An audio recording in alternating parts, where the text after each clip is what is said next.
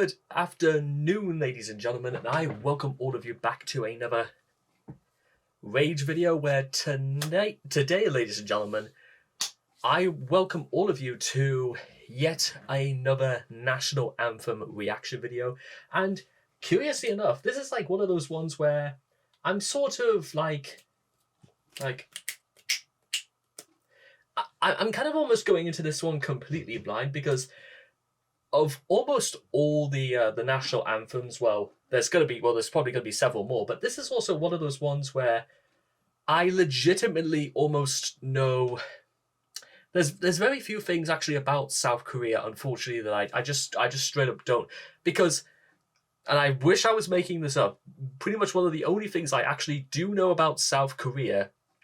Well, first of all, outside of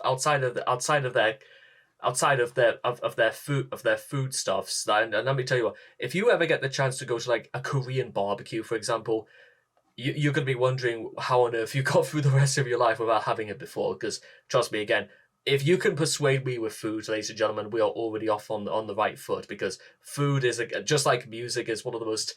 It's like there's so many ways to like come together through culture, and through food is like just a semblance of crossing borders in terms of like or rather crossing barriers, whether it's like war or language barriers and stuff like that. Swayed me with food, ladies and gentlemen, and music, and we'll get along just fine. Don't get me wrong. And also, the only other thing I do really know about like South Korea, like as a whole, was that, well, first of all, it's south of North Korea. That's like, you could have been, that's a big one right there. Second is that I know it from the majority of it because I know of a lot of their esports teams, which for those who don't know, I haven't caught up on esports since at least 2019, but I know that pretty much the top video game players in the world, whether it's Halo, Overwatch, do people still play Overwatch? Valorant or Apex or Fortnite, a lot of them are basically people indigenous from South Korea. In fact, there was even one guy I remember, because it was just I don't know if it was either Aimbot Calvin or that one guy who played for the New York Excelsior, which is an Overwatch team, and he basically mained Zenyatta, and he was the most aggressive in game. He was aggressive, he was accurate, he was reliable, he was responsible. He could do more damage as a support main than the top DPS players in the world, even more than Aimbot Calvin. And bear in mind, Aimbot Calvin was basically he could hit you in the head from the other side of the planet.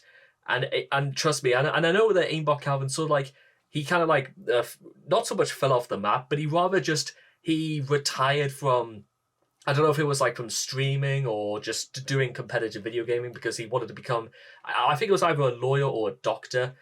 But I still have very, very fond memories of watching Aimbot, because there was almost nobody like him. In fact, I'll tell you what, I'm going to look up who was the guy from the New York Excelsior.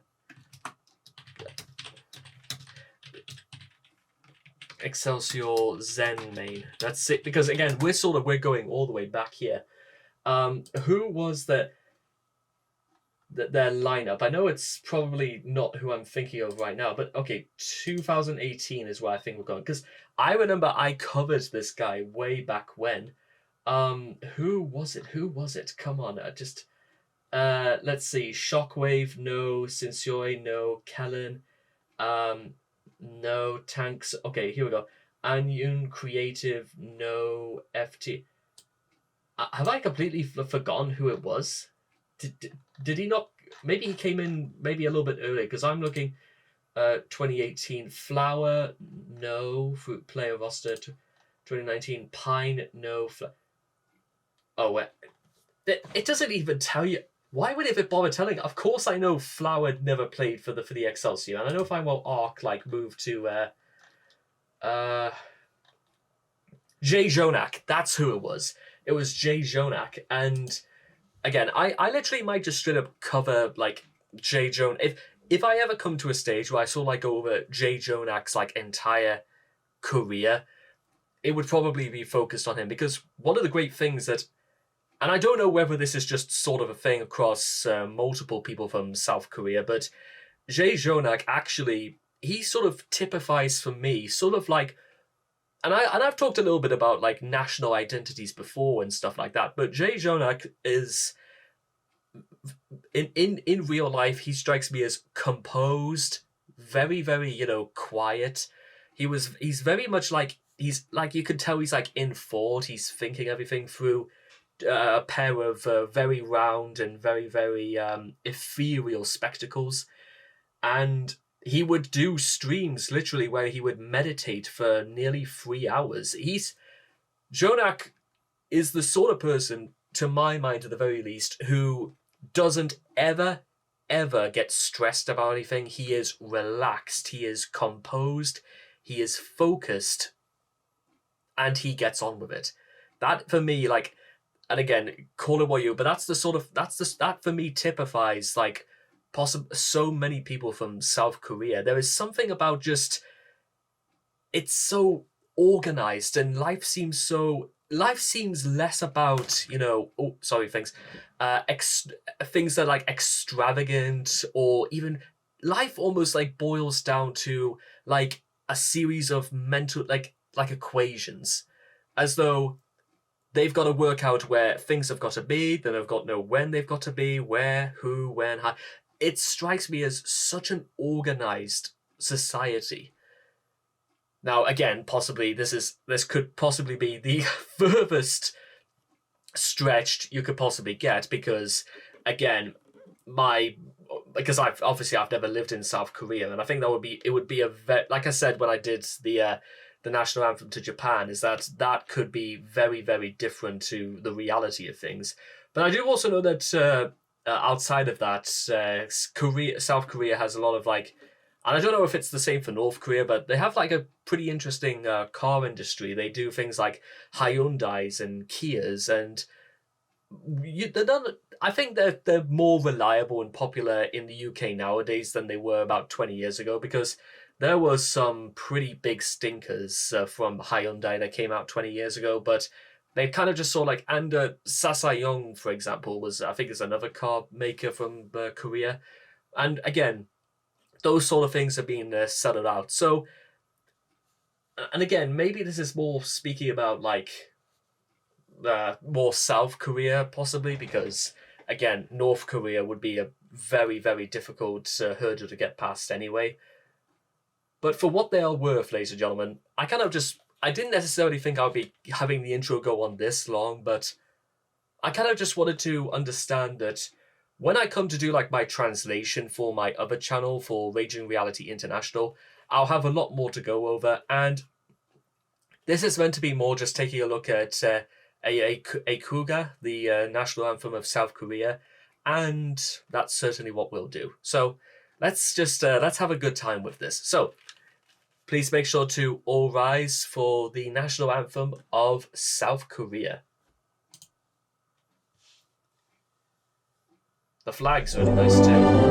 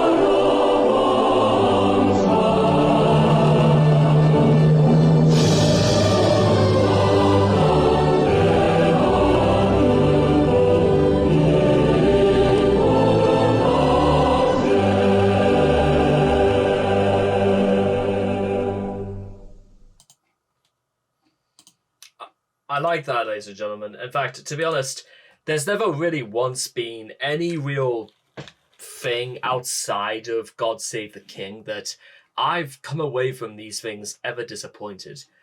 And I think one of the big reasons why I'll tell you something that's actually a little bit more characteristic, something that seems very, very bizarre to mention, but something that I actually really, it blends into this. It's not a non sequitur, by the way. It's the fact that there's something you can almost picture the mountains or the Rose of Sharon or even the east of Sea, which I know it's meant to be what do they call it, the Sea of Japan, I believe is what it's referred to as. They it's simply referred to as the East Sea, because I think it's something, I think that's just how it's referred to as. But or even things like Mount Namsan that they mentioned, is that for some reason I can perfectly sort of almost formulate a picture of what Mount Namsan might possibly look like. I'm thinking it almost in the way of like maybe like Mount Tibidabo, for example. And remember, Mount Tibidabo is sort of like, it's a mountain that's supposed to overlook the whole of Barcelona. And originally, Mount Tibidabo was allegedly supposed to be the site from where Satan showed Jesus the countries of the earth. And yet, for some reason as well, and maybe it might be the same with like when I first talked about the Japanese national anthem, I talked about how Mount Midoriyama could always be like just this great, like Mount Namsan, about just a mountain that stretches to the heavens, and yet in the valley is sort of like a city stretching for miles and miles and miles.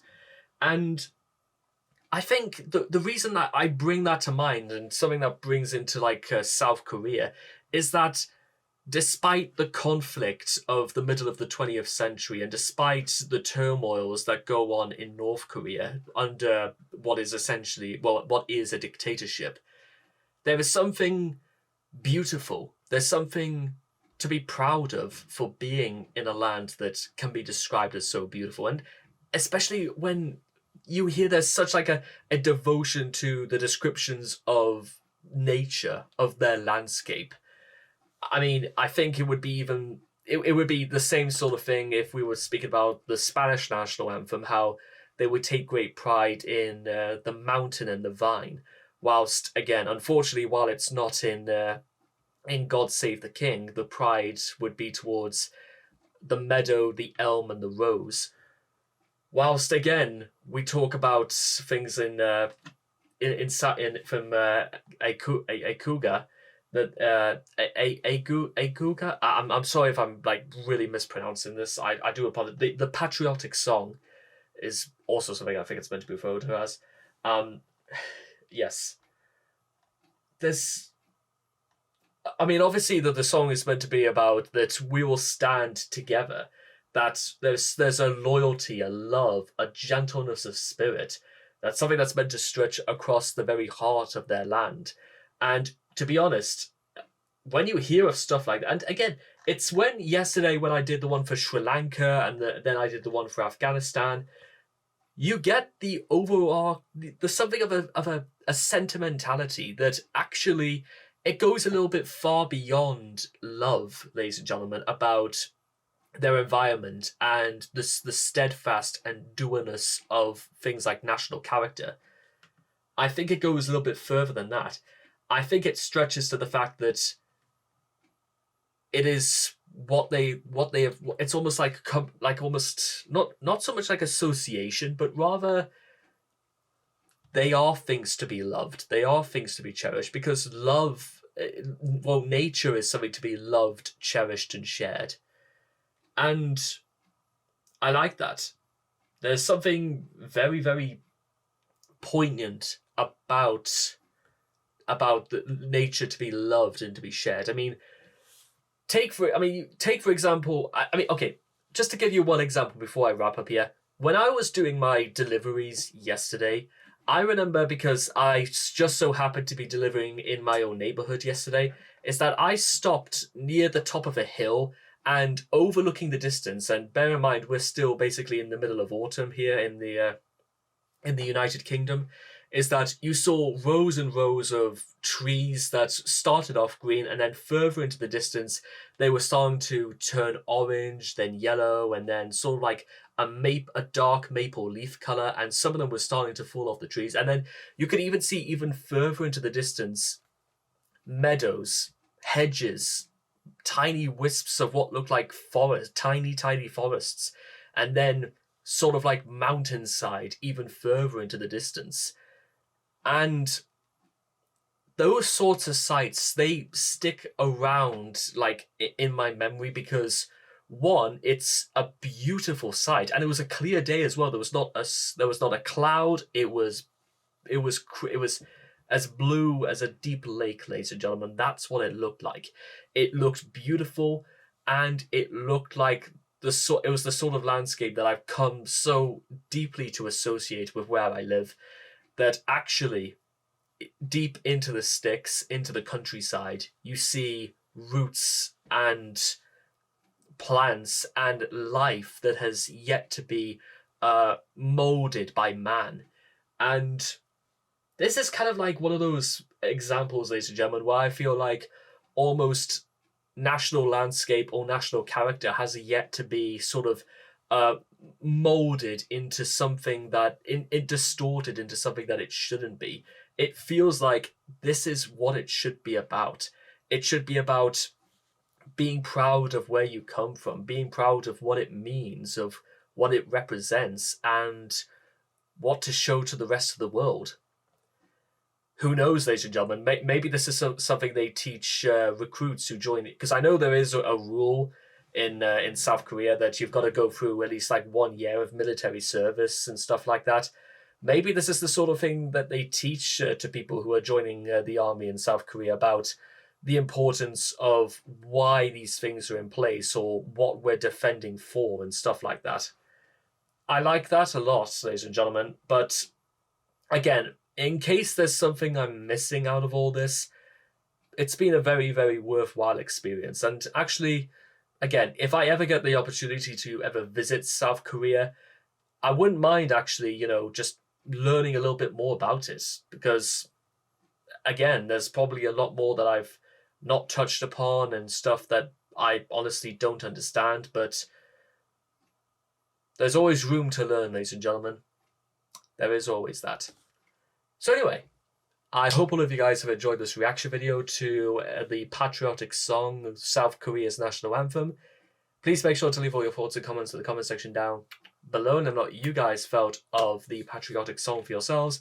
And I cannot wait to see all of you guys again in the next video. Take care, and bye-bye for now.